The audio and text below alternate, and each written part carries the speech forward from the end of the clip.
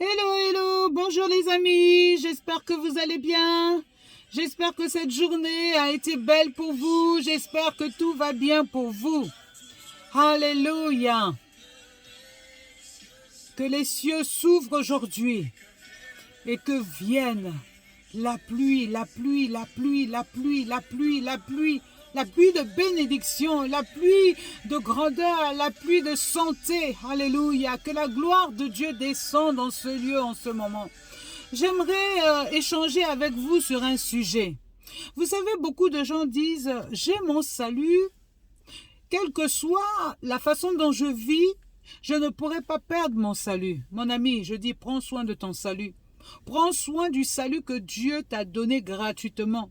Prends soin de l'œuvre, du prix payé à la croix de Golgotha pour toi. Tu ne peux pas faire n'importe quoi en tant qu'enfant de Dieu. Tu dois travailler à ton salut. Travaille chaque jour à ton salut, mon ami. C'est mon sujet d'exhortation ce matin. Travaille chaque jour à ton salut. Parce que beaucoup d'enfants de Dieu ont bien reçu Jésus-Christ comme leur Seigneur et leur Sauveur. Un temps dans leur vie, ils ont été touchés, impactés par l'amour de Christ. Ils ont été touchés par l'œuvre de la croix. Ils ont été touchés par ce que Christ a fait.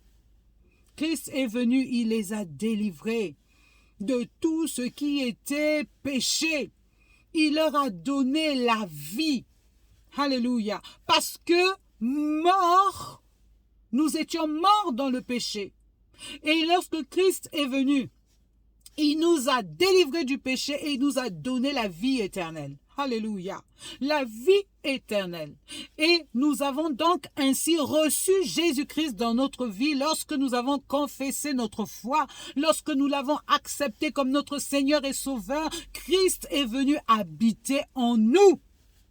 Mon ami, tu dois travailler à ton salut et non pas faire n'importe quoi. Beaucoup de gens ont reçu Christ. Beaucoup de gens ont accepté Christ. Mais aujourd'hui se sont éloignés de Christ. Et pensent que parce qu'ils ont un jour reçu Christ, ils ne peuvent pas perdre leur salut. Si, mon ami, tu peux perdre ton salut.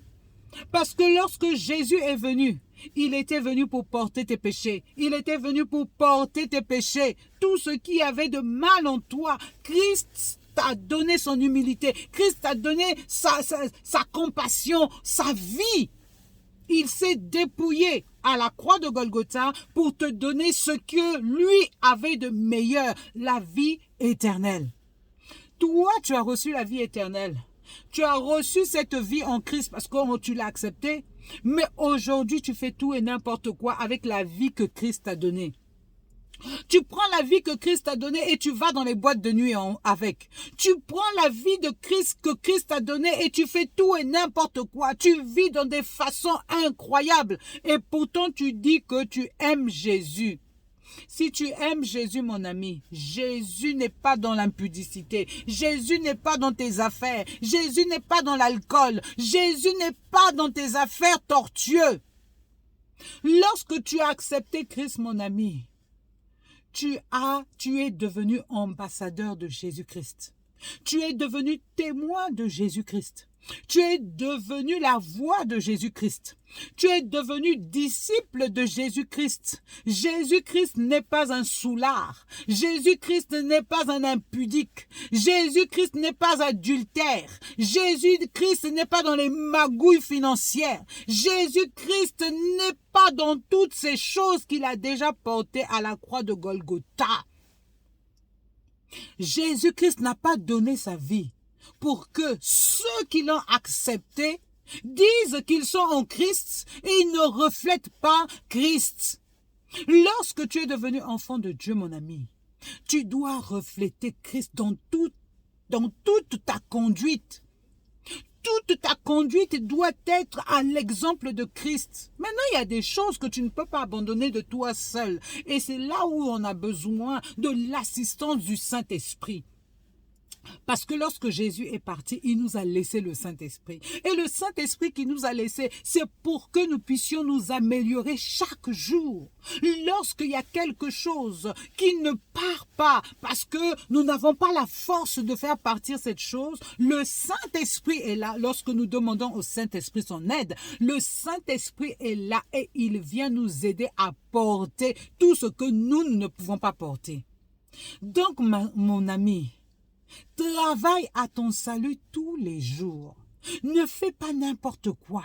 Ne dis pas n'importe quoi. Ne dis pas n'importe quoi.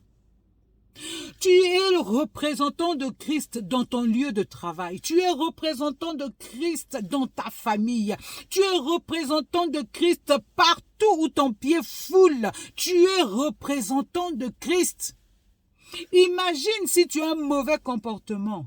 Le comportement que tu affiches, c'est Christ que tu affiches, surtout si tu dis que tu es enfant de Dieu. Les gens te regardent. Les gens voient ce que tu es. Les gens voient ce que tu fais. Et ce que tu fais n'est pas bon, n'est pas la ressemblance de Christ. Et tu dis que tu es enfant de Dieu? Non, mon ami. Non, mon ami. Ne cloue pas encore Jésus sur la croix de Golgotha. Il l'a fait une fois. Et il ne le refera pas une deuxième fois, mon ami.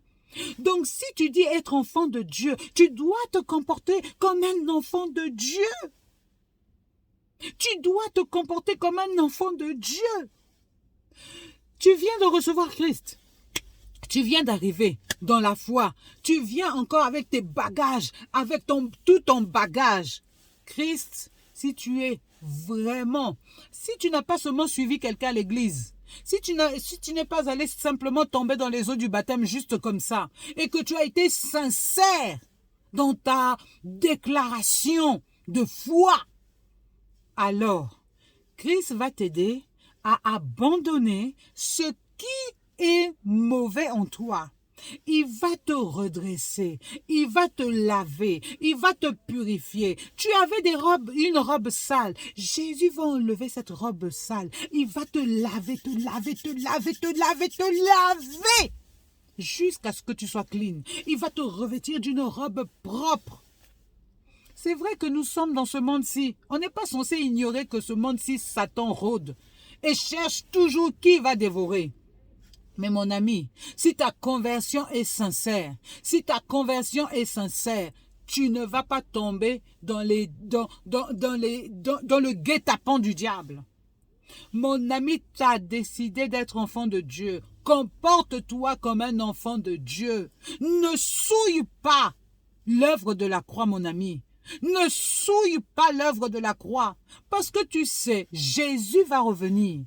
Tu sais, les gens disent toujours, oui, mais depuis le temps qu'on parle que Jésus va revenir, Jésus n'est jamais revenu. Mon ami, si Jésus ne revient pas aujourd'hui, la mort est pour toi le retour de Jésus. Imagine, tu meurs dans des sales draps, dans des comportements bizarres. Mon ami, sache que pour toi, le retour de Jésus est arrivé. Si tu étais en train de faire des choses louches, si tu étais en train de faire des choses sales, ça te sera imputé lors du jugement dernier. Lorsque Jésus va donner les récompenses à qui que ce soit, toi là, tu auras ta récompense en fonction de ce que tu auras fait. Donc lorsque l'on dit, moi je suis enfant de Dieu, j'ai choisi Christ. J'ai choisi Christ. Je ne peux pas perdre mon salut parce que mon nom est écrit dans le livre de vie. Parce que tu sais que tu peux perdre ton salut.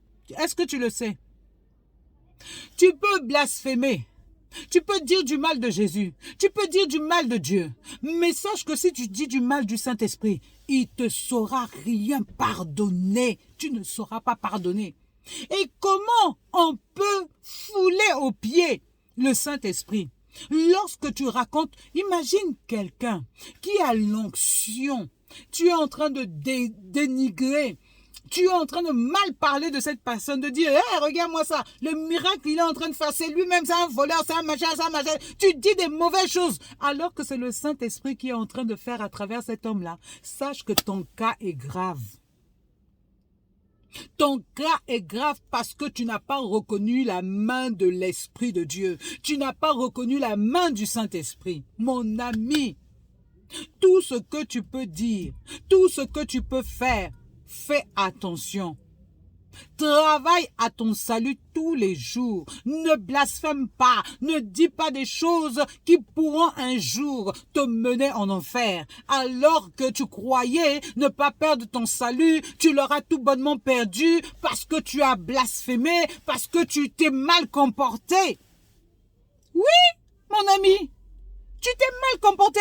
Toi, tu crois que quand on dit que Dieu est jaloux, toi, tu crois que tu vas aller dans les fétiches. Tu vas dans les fétiches. Sache que quand Satan te met la main dessus, il ne te lâche pas facilement. Parce qu'il sait que toi qui es venu dans sa zone, il ne va pas te lâcher facilement. Imagine seulement. Prends un instant de réflexion.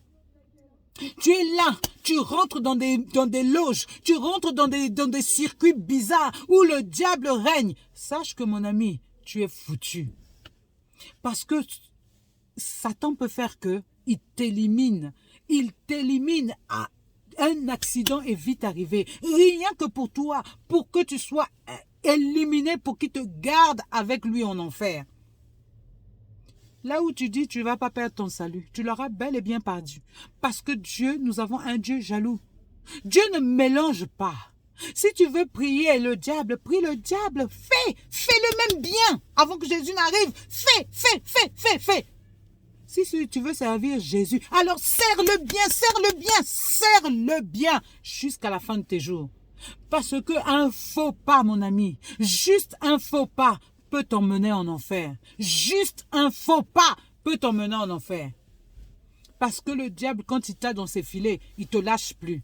Donc, au lieu de perdre la vie que tu as reçue gratuitement, chéris la vie là.